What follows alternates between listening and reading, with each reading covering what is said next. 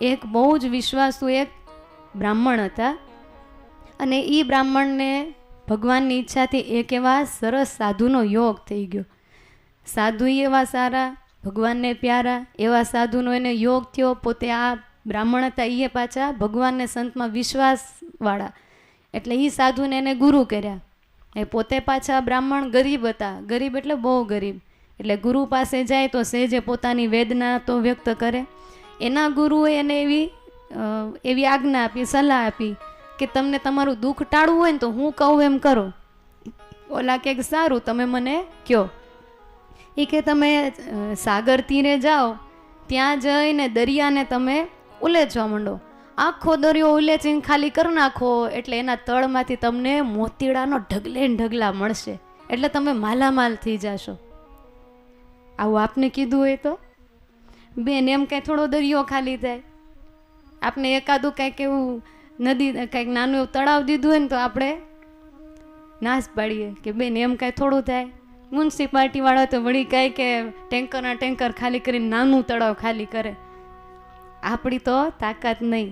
પણ આ બ્રાહ્મણ ભક્ત જોજો કેવા વિશ્વાસીઓ.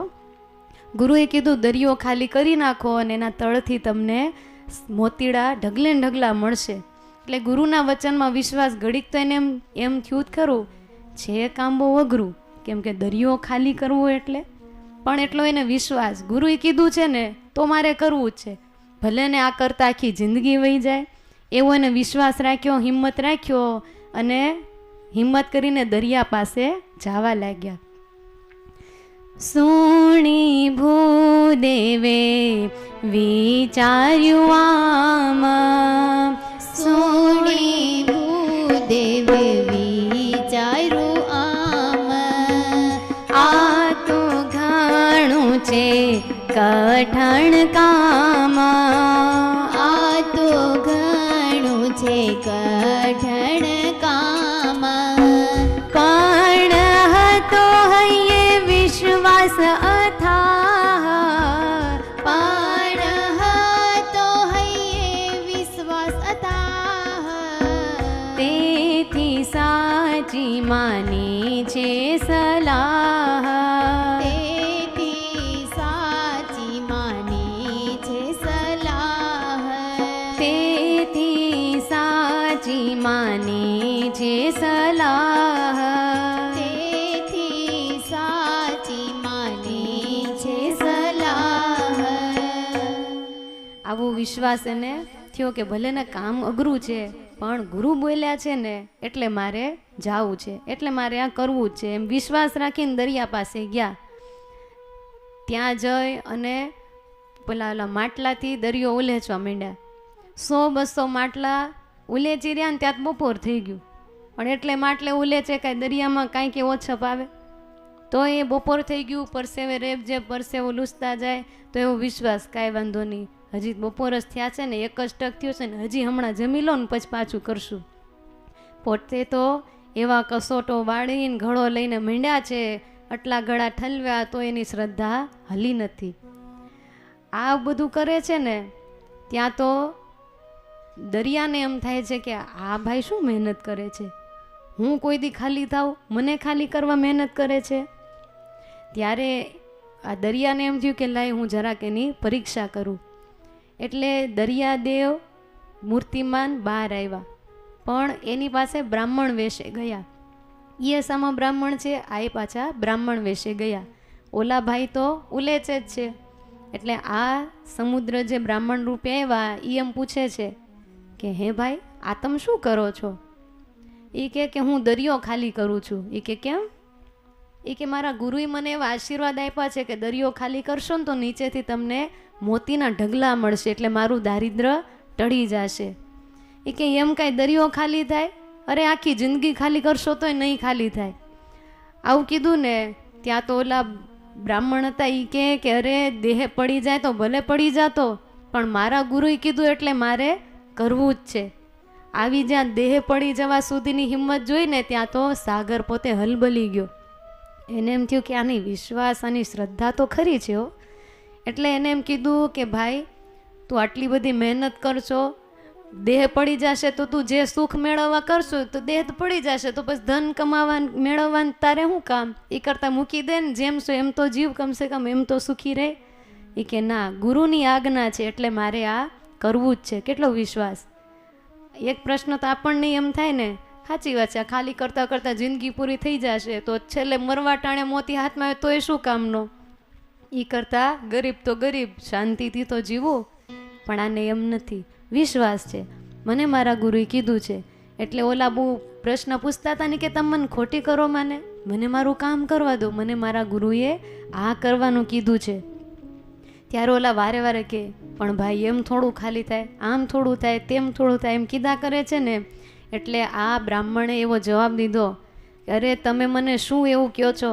અરે આ એક દરિયો શું, અરે મારા ગુરુ આજ્ઞા કરે તો 7 દરિયા ખાલી કરી નાખું.